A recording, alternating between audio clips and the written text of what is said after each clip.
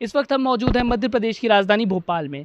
जाने कैसा विकास हुआ है मोहन सरकार में और 2003 से पहले कैसा था मध्य प्रदेश, क्या विकास था और आज कैसा विकास है, उस पर बातचीत करेंगे। क्या नाम है सर आपका? श्रवण अवस्थी। कैसे देखते हैं, मतलब मध्य प्रदेश के अंदर जो है डॉक्टर मोहन यादव को 2.5 साल हो चुके हैं, क्या सच में विकास हुआ है? क्योंकि विपक्ष कह रहा है कोई विकास नहीं हुआ मध्य प्रदेश में। नहीं, विकास तो हुआ है। जैसे शिवराज सिंह जी आए, शिवराज सिंह जी के बाद मोहन जी आए, एक संगठन है, व्यवस्था है, परिवर्तन होते हैं, विकास हुआ है। जैसे आज महिलाओं के लिए देखें तो कुछ ना कुछ प्लस हुआ है। वो ठीक है कि कोई बिल किसी कारण से पास नहीं हुई, लेकिन महिलाओं के क्षेत्र में भी विकास हुआ है। महिलाओं के लिए अपन ने जो योजनाएं सरकार लेके आई वो कोई सरकार लेके नहीं आई। और अन्य सभी क्षेत्रों में आप देखें, डिलीवरी से लेकर के कन्यादान योजना से लेकर के महिलाओं के लिए क्या क्या नहीं किया, मोहन सरकार ने क्या क्या नहीं किया शुरुआती दौर में, और बढ़िया काम कर रही है, इसमें कोई दो राह नहीं। अच्छा, आपने योजनाओं की बात करी कि तमाम योजनाएं जो शिवराज सिंह चौहान ने शुरू करी थी और वो डॉक्टर मोहन यादव उसी को आगे बढ़ा रहे हैं। अभी जो है 34वीं किस्त भी जारी करी लाडली बहना योजना की। विपक्ष से जीतू पटवारी कह रहे हैं कि मध्य प्रदेश की महिलाएं सबसे ज़्यादा नशा करती हैं और 1,500 रुपये से ही मध्य प्रदेश की महिलाएं सबसे ज़्यादा नशा कर रही हैं। ऐसे बयान उनके कुछ समय पहले आते हैं। फिर कहते हैं कि बीजेपी जो है लाडली बहना के जरिए ट्रम्प कार्ड खेल रही है फीमेल वोटर्स को खरीदने के लिए। आप समझदार हैं, 1500 रुपये में क्या महिलाएं नशा करेंगी मध्य प्रदेश की, और क्या करेंगी, आप खुद समझदार हैं। अब ये फीमेल कार्ड की बात है तो पहले बार शिवराज सिंह सरकार ही तो थी भाजपा में, जिसने फीमेल के लिए कुछ हटके, सभी प्रदेशों से हटके इन्हीं का कार्ड, इन्हीं की योजना को दिल्ली ने देखा, बिहार ने देखा, बंगाल में देखा, और उसी का तो परिणाम मिल रहा है पार्टी को। क्या कोई अलग से पार्टी काम कर रही है? आज 3-3, 4-4 राज्यों में जहां अल्पसंख्यक समुदाय, जहां हिंदुत्व और कितनी वैमनस्यता का जो स्थितियां थी, और उसके बाद पार्टी निकल के आई है। इसमें अब बोलने बताने वाली कौन सी बात है? अन्य राज्यों के परिणाम आपके सामने हैं। यदि कोई काम नहीं हुआ होता इन प्रदेशों में जहां फुल फॉर्म सीटें संसद में 30 के 30 सांसद हमारे जा रहे हैं, काम नहीं हुआ होता तो कैसे दिखता, कैसे अन्य राज्यों से हमें सपोर्ट मिलता? ये तो बोलने वाली बात ही नहीं है। आप मीडिया से हैं, समझदार हैं, आप खुद इस चीज़ को समझ रहे हैं। नहीं, लेकिन मेरा काम है सवाल करना, क्योंकि विपक्ष ये कह रही है कि लाडली बात आपने करी लाडली बहना योजना पर, वो कह रही है, आपने अल्पसंख्यक की भी बात करी, वो लोग कह रहे हैं कि बीजेपी हिंदू मुस्लिम की राजनीति कर रही है। नहीं, हिंदू मुस्लिम से मतलब नहीं है। विकास की बात करके, विकास की बात करके और महिलाओं को आगे लेकर के यह पार्टी की मनोदशा है, योजना है, और उसी पे काम कर रही है। और उसी का परिणाम है कि आप राजस्थान देख लीजिए, बिहार देख लीजिए, सबसे ज़्यादा जो चैलेंज था वो बंगाल देख लीजिए, उसके परिणाम आपको दिख रहे हैं। पार्टी का काम कार्यकर्ता बोल रहा है, संगठनात्मक स्तर दिख रहा है। अब क्या चाहिए? और अभी आगे आने वाले भविष्य में फिर यूपी सामने है, अन्य राज्यों के चुनाव सामने हैं, तो कहीं यदि पार्टी काम नहीं करेगी, उसकी विचारधारा ठीक नहीं होगी, हिंदू मुस्लिम करेगी, तो समझदार जनता है। 27 में सबसे बड़ा चैलेंज जो यदि मैं बात करूं बीजेपी के लिए होगा पंजाब में भी चुनाव है। क्या देखते हैं पंजाब में भाजपा की सरकार बनेगी? क्योंकि तमाम ऐसी चीज़ें आ रही हैं। आम आदमी पार्टी कह रही है कि राघव चड्ढा, तमाम जो उनके नेता थे उनको बीजेपी ने खरीद लिया है, उनको जो है कुछ लालच देकर अपनी तरफ कर लिया। देखिए, राजनीति है, कई बार ऐसा भी होता है कि दिल्ली था तो दिल्ली में ऐसा था कि 2 बार से आम आदमी की सरकार बनी थी, जबकि हमारे माननीय प्रधानमंत्री जी वहीं पे थे। परिस्थितियां थी, संघर्ष था, और नहीं कोई चीज़ें ऐसी हो पाती हैं। समझदारी है, समझदार लोग हैं।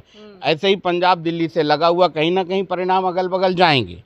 परंतु देखिएगा आप, समय के साथ वहाँ भी जब हम बंगाल में निकल के आ गए, बंगाल को हमने जो है अब जीत के दिखा दिया, तो आप देखिएगा बहुत जल्दी पंजाब के हालात भी आपके सामने आएंगे।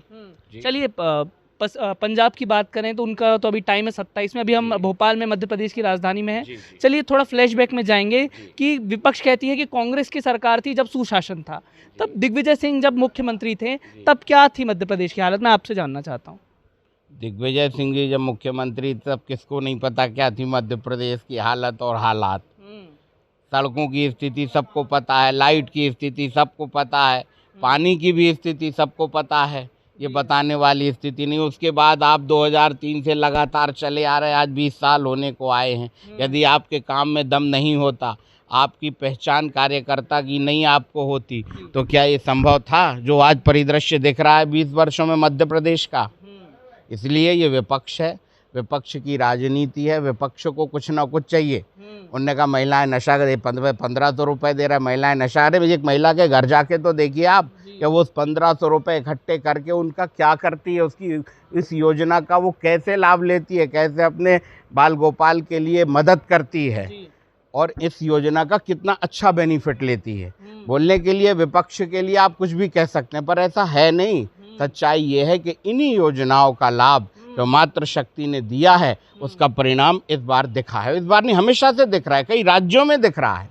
और अकेले मातृशक्ति नहीं, हमारी जो विकास की योजनाएं हैं, पार्टी की जो योजनाएं हैं, उनका ही परिणाम सभी राज्यों में दिख रहा है और दिखेगा, भविष्य में भी दिखेगा। अच्छा, आपने लाडली बहना योजना की बात करी। एक तरफ विपक्ष इसका विरोध कर रही है कि लाडली बहना, और केंद्र में जब महिला आरक्षण बिल पास होता है, 33% आरक्षण देने की बात होती है, तब भी विपक्ष के 230 सांसद इसका विरोध करते हैं। और जितने विरोधी दल हैं, कांग्रेस जहां पे सोनिया गांधी प्रियंका गांधी हैं, टीएमसी जहां ममता बनर्जी हैं, सपा जहां पर अखिलेश यादव की वाइफ खुद डिम्पल यादव सांसद हैं, तब भी क्यों महिला आरक्षण का विरोध किया गया? महिला आरक्षण का विरोध ये एक थोड़ा सा मुद्दा है और इसको लेकर के ये बात सही है कि ये थोड़ा सा एक है परिस्थिति ऐसी, परंतु फिर भी इस विरोधाभास को सामने से अभी हटा करके देखा जाए तो महिलाओं के लिए काम करने के मामले में भारतीय जनता पार्टी ने 50 वर्षों में एक इतिहास रचा है।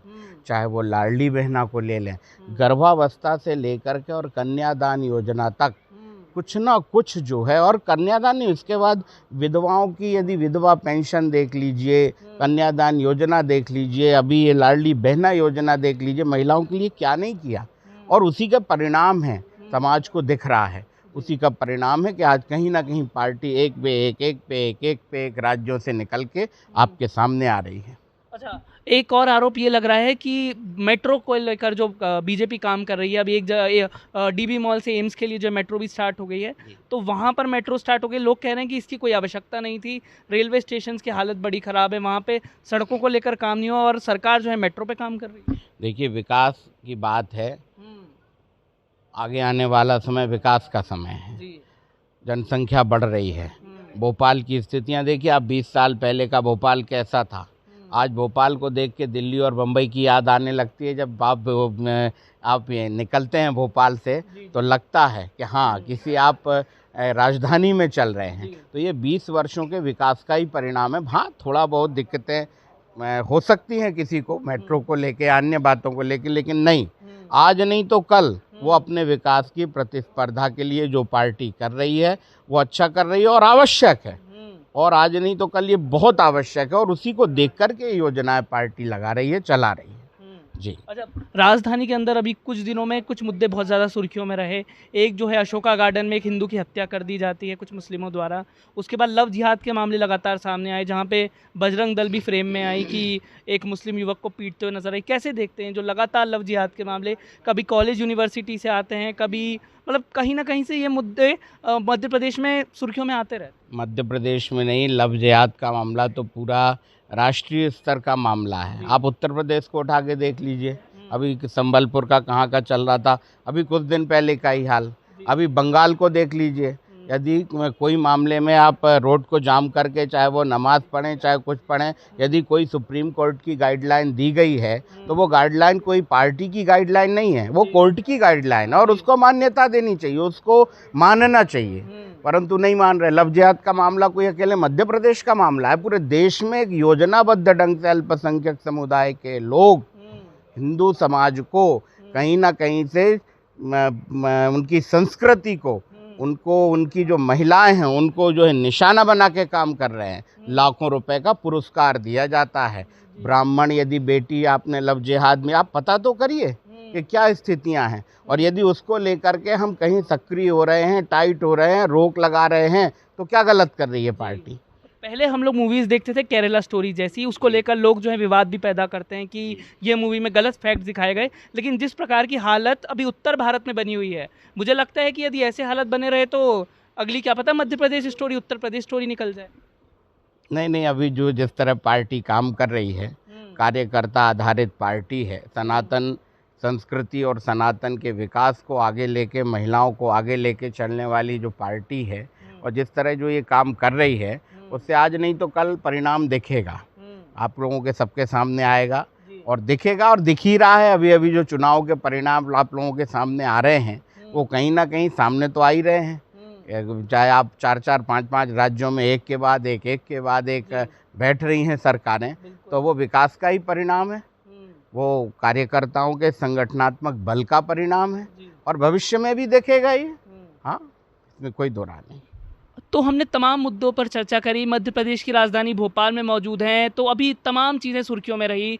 लव जिहाद का मामला हो, चाहे एक हिंदू युवक की अशोका गार्डन इलाके में हत्या कर देना रात को 2 बजे, इन तमाम मुद्दों पर चर्चा करी। लेकिन चर्चा की शुरुआत हमने करी मध्य प्रदेश के विकास को लेकर।